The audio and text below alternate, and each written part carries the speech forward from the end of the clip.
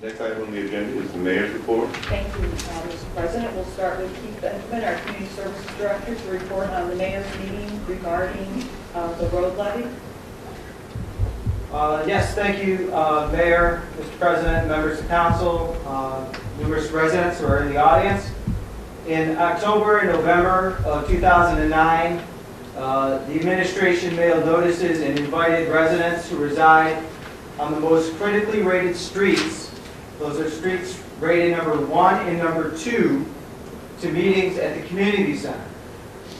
The purpose of these meetings was to update residents on what has been accomplished in recent years, discuss the long-term challenges that we have as a city to revitalize our streets, hear comments, concerns, and ideas from residents, propose and discuss new techniques for road renewal that could reduce costs and accelerate repairs, and gain additional input from residents on how to move forward with this year's road levy.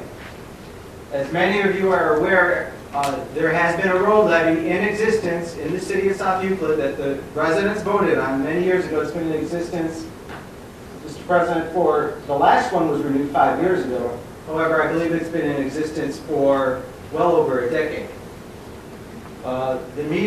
Those meetings in October and November were facilitated by myself, by Service Director Ed Gallagher, Assistant Service Director Jim Anderson, City Engineer Andy Blackley, and Mayor Wheeler.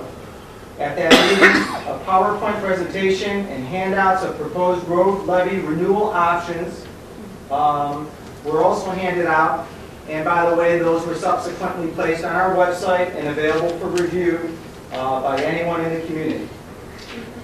As a result of those meetings, an article was published in the January Community Update, which was mailed to every household in South Euclid, discussing much of the very same issues that we discussed at those meetings, the road and infrastructure improvement program, and outlining several options for consideration for the road levy renewal for this year.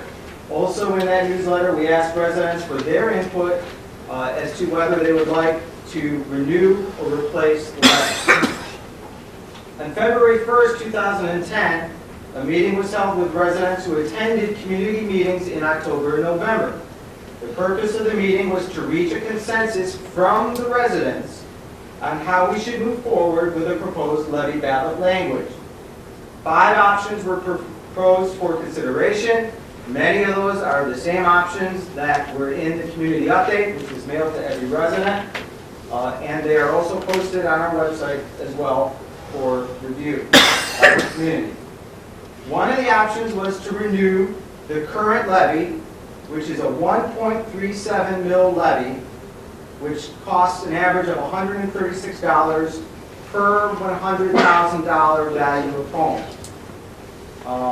That will continue to generate what the city currently generates on the road levy, which is $528,570.81, minus a $338,000 debt service that needs to be paid, leaving only $190,570 for actual road work each year.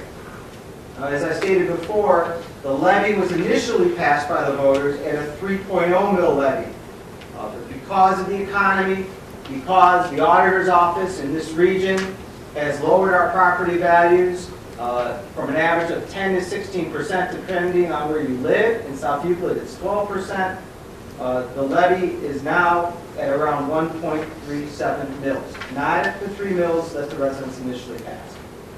There were several other options, which you can review on the website as well, or speak to me after the meeting.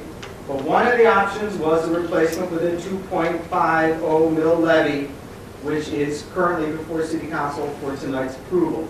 The 2.50 mil levy costs $250 per $100,000 value of home. It's an additional $114 a year and would generate over $966,000 a year to repair and replace our roads.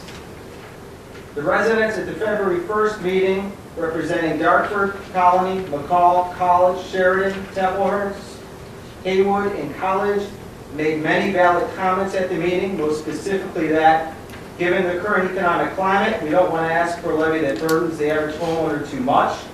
In terms of property taxes collected by the city, approximately only $396 per $100,000 in property tax values are collected by the city to provide essential and critical services. The rest, as you know, go to our schools, goes to the library, a very important asset in our community, goes to health and social and human services through the county.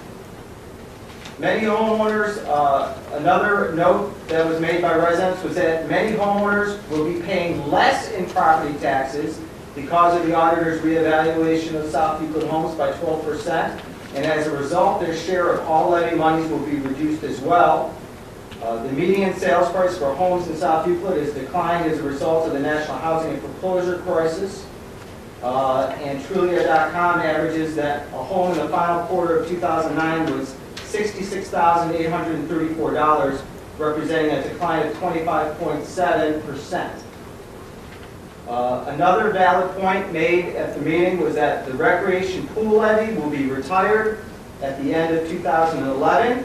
And if the residents pass the 2.50 mil replacement levy for the roads, for 4 of the 5 years, there would effectively be no increase in their yearly levies taxes, if not a decrease because of the decline in property values.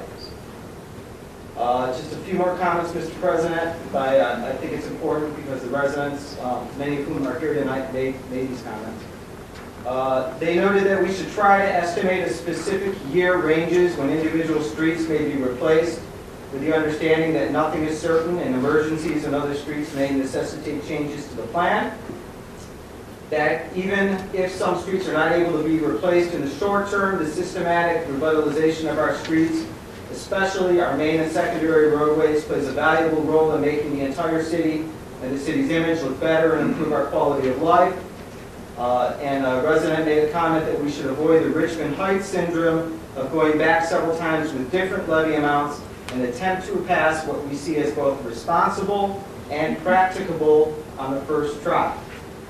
So with those comments as a baseline, a consensus of residents agreed at that meeting that the city consider a 2.50 mil replacement levy on the May 4th ballot. The deadline for submission to the Board of Elections for the May ballot is February 18, 2010. As a result, council must act prior to the 18th, and the legislation, as you see it, is with proposed ballot language, is on the agenda for your consideration tonight.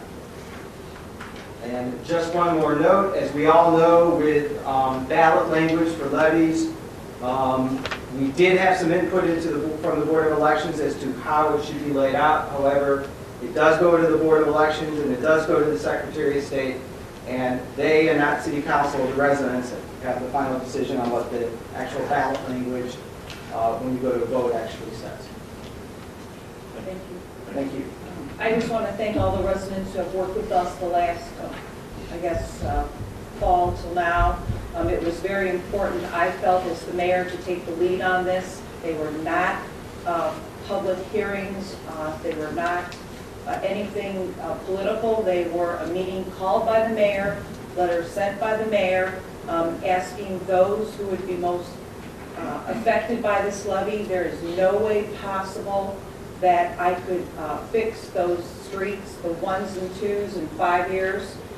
These residents needed to understand that even in 10 years, only 60% of those streets would be affected by this levy, and that we would have to work diligently on our economic development so that we could continue to use money from our general fund to add to this amount.